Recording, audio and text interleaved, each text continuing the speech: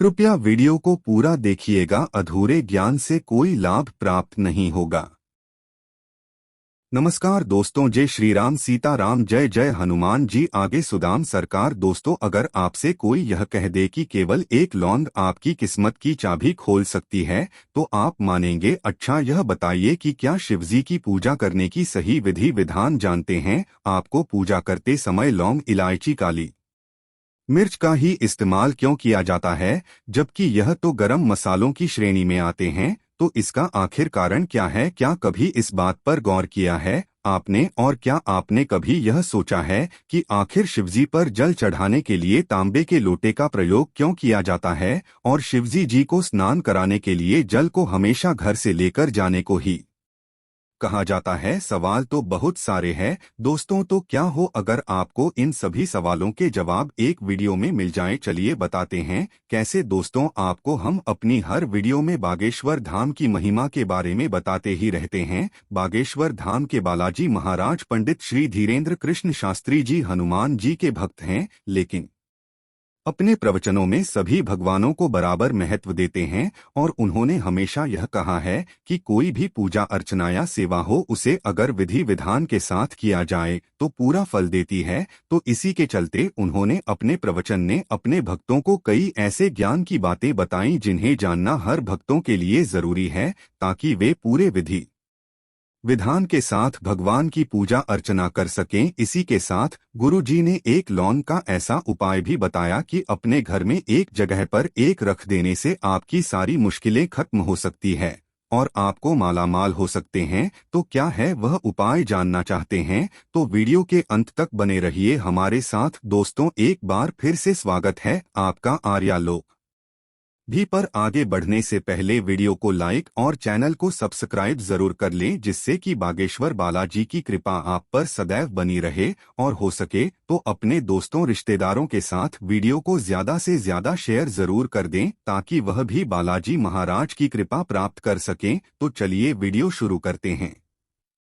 दुर्भाग्य स्टोर धाम के बालाजी सरकार हनुमान जी के कट्टर भरते हैं और वह हमेशा अपने दरबार में यह कहते हैं कि हनुमान जी ही शंकर जी का स्वरूप हैं। उन्होंने अपने प्रवचन में भक्तों को यह भी बताया कि दुनिया भर में जितनी भी हनुमान चालीसा अंकित हैं, उनमें यह लाइन सरासर गलत है कि शंकर सुवन केसरी न, क्योंकि सुमन केसरी नंदन का कोई अर्थ नहीं निकलता। वास्तव में यह लाइन एस शंकर स्वयं केसरी नंदन, क्योंकि बालाजी सरकार कहती है कि शंकर जी स्वयं ही हनुमान जी हैं। हनुमान जी शंकर जी के ही अवतार हैं। जैसे शंकर जी भोले भाले हैं और जरा सी पूजा पाठ से प्रसन्न हो जाते हैं, उसी तरह हनुमान जी भी बहुत जल्दी प्रसन्न होने वाले देवताओं में से हैं। इसी के साथ उन्होंने शंकर जी पर चढ़ने वाले जल का महत्व भी अपने भक्तों को बताया। गुरु जी कहते हैं कि हमारे शास्त्रों में जितने भी देवी देवता हैं, उनमें से केवल शंकर जी ही ऐसे देवता हैं जिन्हें रोज जल अर्पित किया जाता है। इनके सर पर साक्षात गंगा विराजमान है और आप किसी भी मंदिर में जाएं, आपको सभी मंदिर झाड़ू पोछा लगे हुए मिलेंगे, लेकिन शंकर भगवान के मंदिर में हर रोज सुबह हजारों भक्त जल चढ़ाने के लिए आते हैं। फिर चाहे वह शिवलिंग कोई भी हो, शिवजी पर गंगा जल चढ़ाने का विधान शास्त्रों में बताया गया है। लेकिन कलयुग में रोजाना शिवजी पर जल चढ़ाने के लिए कहां से लाएंगे? तो विष्णु पुराण, शिव पुराण में वर्णित है कि हम अपने घर से तांबे के लोटे में जल भरकर जाते हैं, तो सिर्फ मंदिर के द्वार पर बैठे हुए नंदीगढ़ मंदिर को चौखट पार करते ही लोटे के जल को गंगाजल में बदल देते हैं और फिर हम उसी जल को शिवजी पर अर्पित करते हैं। तो इसीलिए जल को हमेशा घर से ले जाने की सलाह दी जाती है। जो लोग मंदिर में लगे हुए नल या टंकी में से जी पर जल चढ़ाते हैं, वह जल वास्तव में सीढ़ी स्वीकार करते ही नहीं हैं। इसी के साथ गुरुजी ने एक और उपाय बताया कि जब भी हमें कितनी भी बड़ी से बड़ी परेशानी हो, तो एक सरल उपाय करने से सारी मुश्किलें हल हो सकती है। आपको कुछ नहीं करना, सिर्फ जो बॉडी के स्तर महादेव का स्वरूप है, आपको किसी भी बरगद के पेड़ के नीचे एक बटुकेश्वर महादेव का शिवलिंग बनाना है। आप उसकी दूध, दही, घृत, पंचामृत, धतूरे, बेनीपट्टी से पूजा अर्चना कीजिए, शिव अभिषेक कीजिए और फिर उस शिवलिंग को पूजा करने के बाद बहते जल में प्रवाहित कर दीजिए। ऐसा करने से मात्र 4 सोमवार में ही आपकी हर मनोकामना पूरी हो जाएगी। दोस्तों, इसके अलावा गुरुजी ने यह भी बताया कि केवल एक लौंग से कोर्ट कचहरी के केस, घर में लड़ाई झगड़े वाले क्लेश खत्म हो सकते हैं। आपको कुछ नहीं करना, बस एक लौंग और एक काली मिर्च शिव जी की शैली पर चढ़ाना है। इसके बाद शिव चालीसा का पाठ करना है, शिव स्तुति करनी है और उस लौंग और काली मिर्च को लेकर किसी भी बरगद के पेड़ के पास जमीन में दबा देना है। ऐसा करने के 15 मिनट के भीतर आपकी सारी मुश्किलें हल हो जाएगी। और यह गुरुजी ने पूरे दावे के साथ कहा है। अब गुरुजी किसी भी बात को पुख्ता तरीके से आजमाए हुए बिना तो कहते नहीं है ना। इसी के साथ गुरुजी ने सब यात्रा के दौरान राम नाम सत्य है बोले जाने का भी सही अर्थ बताया है।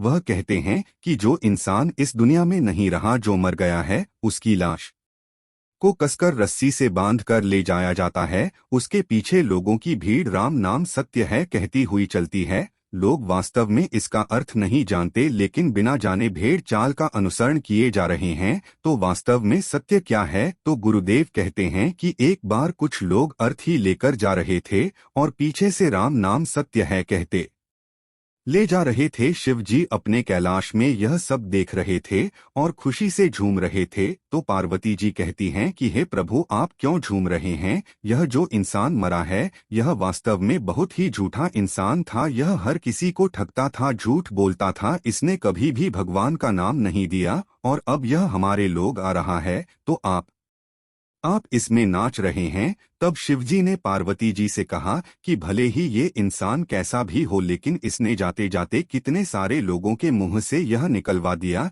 कि राम नाम सत्य है। मेरे राम का नाम ही सत्य है। मैं तो इसीलिए ही खुश हूँ क्योंकि बहुत सारे लोग इसी की वजह से मेरे राम का नाम ले रहे हैं। तो सब यात्रा में राम का नाम इसीलिए दिया जाता है कि दुनिया को यह बताया जा सके कि हम दुनिया में चाहे कुछ भी कर ले, कितना भी धन कमा ले, कितना भी मान सम्मान कमा ले, झूठ चोरी या कुछ भी करें, लेकिन अंत समय में एक ही बात सत्य प्रतीत होती है और यह है कि राम का नाम ही सत्य है। इसी के साथ गुरुदेव ने अपने प्रवचन में यह भी बताया कि हर इंसान को अब अपने कर्मों के अनुसार ही फल मिलता है, तो उसे अपने गमों को सुधारना चाहिए और अगर तरक्की करनी है तो तरक्की करने का एक अचूक उपाय भी गुरुदेव ने भक्तों को बताया है। गुरुदेव कहते हैं कि भोलेनाथ की पूजा करना बहुत ही सरल है। तो भोलेनाथ केवल एक लौंग से भी प्रसन्न हो सकते हैं। आपको अगर अपने जीवन में कुछ भी पाना है, कोई भी मनोकामना सिद्ध करना है, तो रोजाना एक लोटा जल और 2 लौंग ले जाकर शिवजी के शिवलिंग पर चढ़ा दीजिए। लेकिन इस बात का ध्यान जरूर रखें कि शिवजी के मंदिर में सफाई रहना भी बहुत जरूरी है।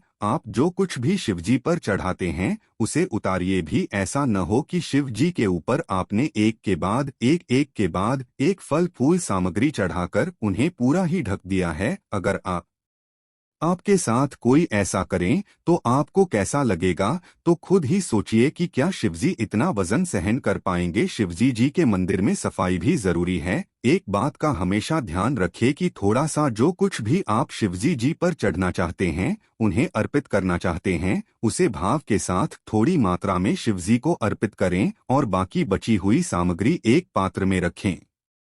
जी के मंदिर में गंदगी न करें और सफाई का विशेष ध्यान रखें ताकि शिव जी आप पर अपनी कृपा बनाए रखें। तो दोस्तों, ये थे वो उपाय जो पंडित धीरेन्द्र कृष्ण शास्त्री जी ने अपने भक्तों को बताएं और जिन्हें अपनाकर आप अपने जीवन में सब कुछ पा सकते हैं। तो अगर आपको गुरुजी की यह बात अच्छी लगी हो तो वीडियो को लाइक कीजिए और कमेंट बॉक्स में जय श्री राम, जय जागेश्वर धाम सरकार, जय हनुमान सीता राम जरूर लिखें। तो मिलते हैं अगली वीडियो में। धन्यवाद।